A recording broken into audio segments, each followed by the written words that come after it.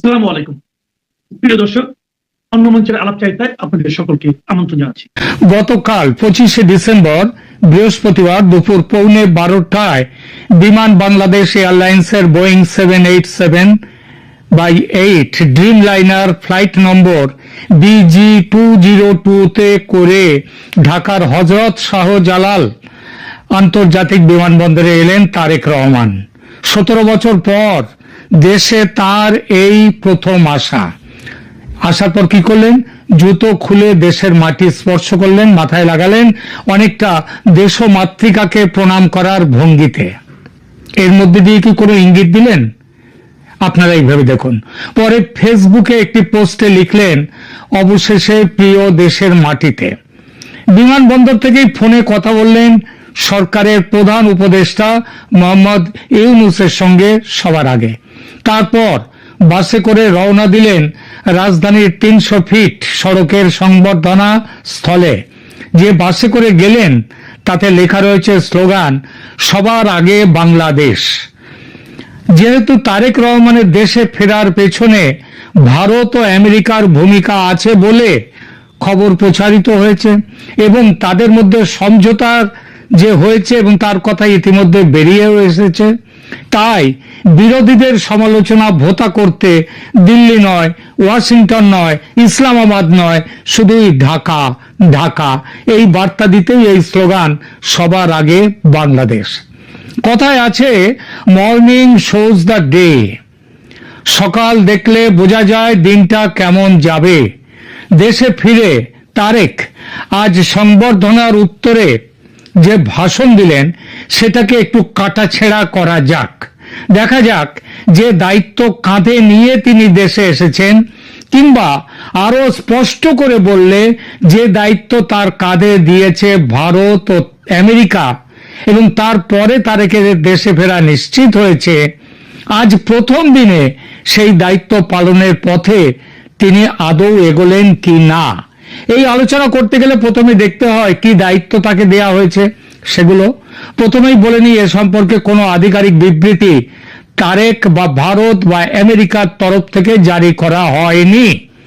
আর তারেক তো বলেই দিয়েছেন বিষয়টি সংবেদনশীল এবং বিস্তারিত শেয়ার করা যায় না। অশ্ব অর্থ, এর অর্থ হলো কিছু একটা কথা তো হয়েছেই, সমঝোতাও হয়েছে। তিনি না বললেও সেটা যে হয়েছে সেটা তিনি কিন্তু ঘুরিয়ে মেনে নিলেন তারেক। কিন্তু দেশ বিদেশের রাজনৈতিক বিশ্লেষকরা তিনি বলবেন, কেউ কিছু বলবে কি বলবে না তার জন্য চুপচাপ বসে থাকেননি। তারা বাংলাদেশের প্রেক্ষিত বিচার করে সমঝোতার অন্তত দুটি কেন্দ্রীয় বিষয় স্পষ্ট করেছেন। বিষয় দুটি এরকম: 1 নম্বর, দেশকে ইসলামী উগ্রপন্থা থেকে মুক্ত করা। যেভাবে ইসলামী উগ্রপন্থী দলগুলো জামাতের নেতৃত্বে গত প্রায় 18 মাস ধরে দাপিয়ে বেড়াচ্ছে বাংলাদেশে, যেভাবে সংখ্যালঘুদের, ধর্মীয় সংখ্যালঘুদের ওপর অত্যাচার নেমে আসছে, হত্যা করা হচ্ছে তাদের, মব জাস্টিসের নাম করে, সেই পরিস্থিতি থেকে দেশকে মুক্ত করা, এটা হচ্ছে প্রথম দায়িত্ব।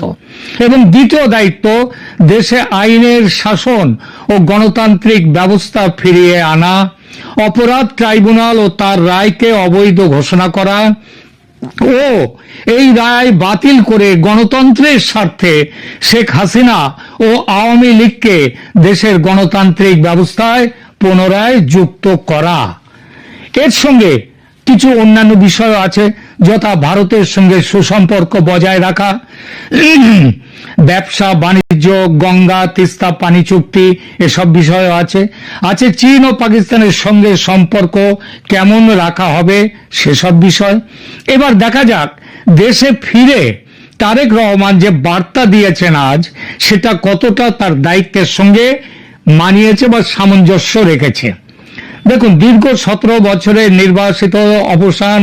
নির্বাসিত জীবনের অবসান ঘটিয়ে বিএনপির ভারপ্রাপ্ত চেয়ারম্যান তারেক রহমান আজ ঢাকার গতকাল 25শে ডিসেম্বর ঢাকার পূর্বাঞ্চলের দেশবাসীর উদ্দেশ্যে যে বক্তব্য দিয়েছেন সেটা 3টি মূল স্তম্ভের উপর ভিত্তি করে দাঁড়িয়েছে। 1, গণতন্ত্র স্থাপন; 2, নিরাপদ বাংলাদেশ গঠন, মানে যেখানে ভেতরে তাদের মধ্যে ভালো সবার মধ্যে সম্পর্ক থাকবে, এবং জাতীয় ঐক্য। রহমান তার বক্তব্যে মার্টিন লুথার কিং জুনিয়রের আই হ্যাভ আ ড্রিম ভাষণকে অনুপ্রেরণা হিসেবে উদ্ধৃত করে তিনি বলেছেন আই হ্যাভ আ ড্রিম, তার মতো তিনি বলেছেন আই হ্যাভ আ প্ল্যান। তবে তিনি সেই প্ল্যান বা পরিকল্পনার বিস্তারিতভাবে উন্মোচন করেননি, বরং তার বক্তব্যের সারাংশ ছিল দেশ পুনর্নির্মাণের জন্য সর্বশ্রেণীর মানুষের সম্মিলিত প্রচেষ্টার আহ্বান। তারেক রহমান তার বার্তায় আগেই বলেছি যে তিনটি প্রধান যে থিম সেটাকে এভাবে তুলে ধরেছেন। এক, নিরাপদ বাংলাদেশ নির্মাণ। তিনি বারবার এই বিষয়টিতে জোর দিয়েছেন যে নারী, পুরুষ, শিশু, সকল বয়স, শ্রেণী, পেশা এবং ধর্মের মানুষ নিরাপদে থাকতে পারবে এমন একটি দেশ গড়ে তোলা প্রয়োজন, অর্থাৎ ইসলামী দেশ নয়, তার থেকে দূরে সরে থাকার কথা তিনি বললেন। দুই, তার কথার মধ্যে অন্তর্ভুক্তিমূলক জাতীয় দৃষ্টিভঙ্গি।